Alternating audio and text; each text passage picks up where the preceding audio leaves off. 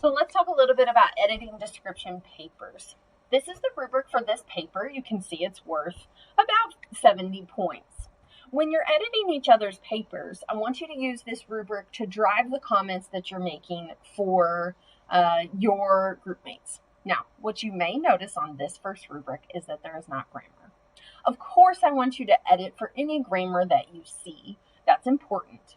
But what I really want to focus on for this paper is figuring out how do we use strong, descriptive words that show, that don't tell.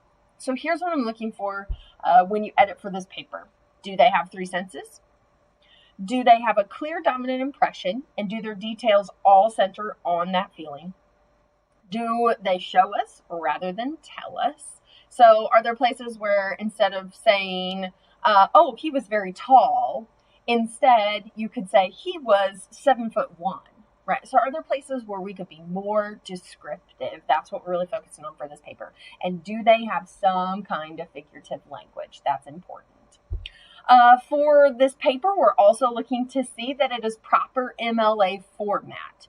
I will put a handout in Blackboard to show, or in your class to show you how an MLA paper works.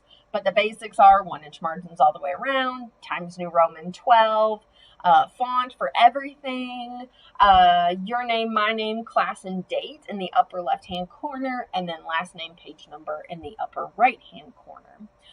Also make sure that, you have double-spaced everything. Okay, so that's what we're looking for presentation.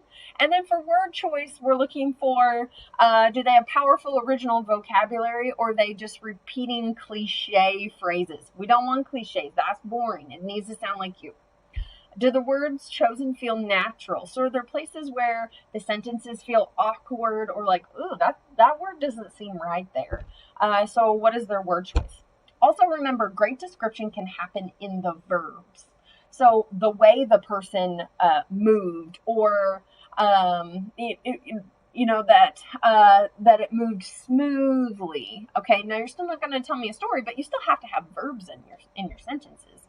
So that it, and also that we have very precise nouns. So don't just tell me it was a boy, tell me which boy. Don't just tell me it was a beach, tell me which beach.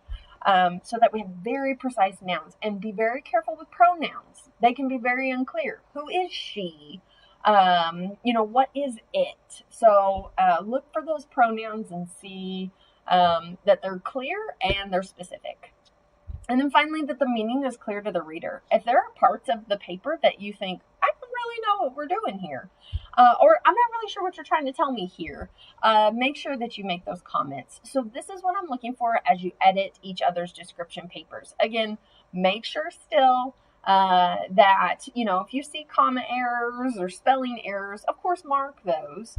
But we'll add on each time. And so that's one of the areas that we will add on as we get into writing papers. Let me know if you have any questions.